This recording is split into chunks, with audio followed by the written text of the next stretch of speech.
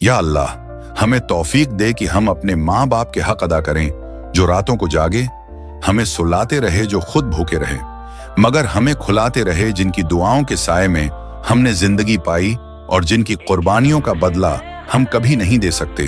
कुरान कहता है, वकुल रब्बी इरहमहुमा कमा रब्बयानी सगीरन। तर्जुमा, और कहो, ए मेरे रब, उन पर रहम फरमा जैसे उन्होंने बचपन में मेरी परवरिश की। ये दुआ खुद कुरान से सिखाई गई और उसमें कितनी रहमतें छुपी हैं। माँ बाप के लिए दुआ करना सिर्फ नेकी नहीं, ये एक फर्ज है। रसूल अल्लाह सल्लल्लाहु अलैहि वसल्लम ने फरमाया, जब इंसान मर जाता है तो उसका अमल खत्म हो जाता है सिवाय 3 चीजों के, सिदका जारिया, इल्म नाफे या नेक औलाद जो इसके लिए दुआ करे। सही मुस्लिम। ये नेक औलाद की दुआ कितनी अजीम चीज है। ये दुआ माँ बाप की बख्शिश का दरवाजा खोलती है। ये दुआ उनकी कब्रों को रोशनियों से भर देती है। जब हम कहते हैं अल्लाहुम्मा अग़फ़िर लिवालिदैया वरहमहुमा, तो ये अल्फाज अल्लाह के अर्श को झंझोड़ते हैं। फरिश्ते कहते हैं आमीन और अल्लाह ताली फरमाता है, आए मेरे बंदे, मैंने तेरी दुआ कबूल कर ली। हमें चाहिए कि रोजाना अपने माँ बाप के लिए दुआ करें, ख्वाह वो जिंदा हूं या दुनिया से जा चुके हों, और खास तौर पर उन अल्फाज से, रब्बना अग़फ़िर ली वलिवालिदैया वलिल मोमिनीन यौम यक़ूमुल हिसाब। तर्जुमा, ए हमारे रब, मुझे, मेरे वालिदैन को और सब मोमिनों को बख्श दे जिस दिन हिसाब कायम होगा। ये दुआ क़ियामत के दिन की याद दहानी भी है और माँ बाप के लिए दायमी मग़फ़िरत की तलब भी। रसूल अल्लाह सल्लल्लाहु अलैहि वसल्लम ने फरमाया, माँ बाप के लिए दुआ करना सदका है। मुस्नद अहमद। यानी अगर कुछ भी ना हो, अगर हाथ खाली हो तो सिर्फ दुआ ही काफी है। बस दिल से निकले, आंख से आंसू बहे और जबान पर हो, अल्लाहुम्मा इजअल क़ुबूरहुमा रौज़तन मिन रियाज़िल जन्नह। या अल्लाह, उनकी कब्रों को जन्नत के बागों में से एक बाग बना दे। ऐसी औलाद का मकाम क्या है जो माँ बाप के लिए मग़फ़िरत मांगती है। ऐसी औलाद के लिए रसूल अल्लाह सल्लल्लाहु अलैहि वसल्लम ने फरमाया, नेक औलाद वालिदैन के दर्जात को जन्नत में बुलंद करती है। वालिदैन पूछेंगे, आए अल्लाह, ये मकाम कैसे? जवाब आएगा, तुम्हारी औलाद की दुआओं की वजह से।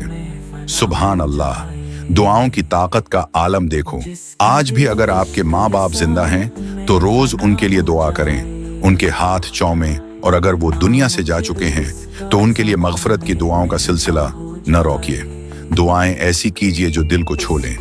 या अल्लाह, हमारे माँ बाप की खताएं माफ़ फरमा दे, उनके दिलों में जो दुख छुपे थे उनका मदावा कर दे, उनकी इबादत को कबूल फरमा, उनकी कोताहियों को नज़रअंदाज कर।